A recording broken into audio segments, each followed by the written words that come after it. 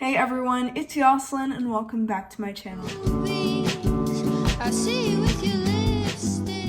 So for today's video, I'm going to be showing you guys how to make a berry smoothie. This is my favorite berry smoothie, so I decided I'd show you guys how I make it. It's only 5 ingredients, so it doesn't take a lot.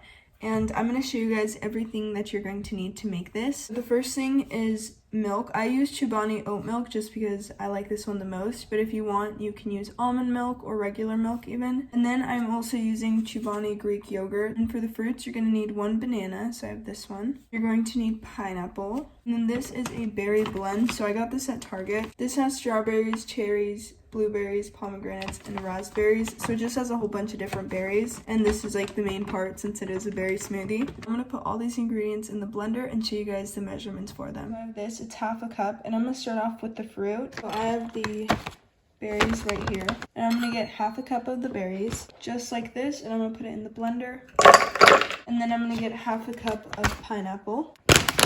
So here's this one, and now I'm gonna add in the banana.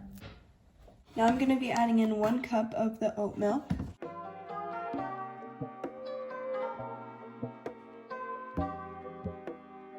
And then lastly, I'm going to add 1 tablespoon of the Greek yogurt.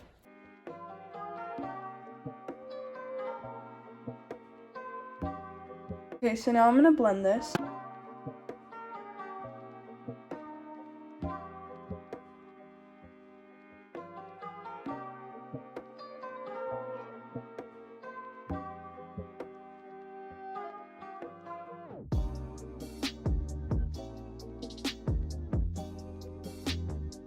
Okay, so now that this is all blended, I'm going to put it in a cup.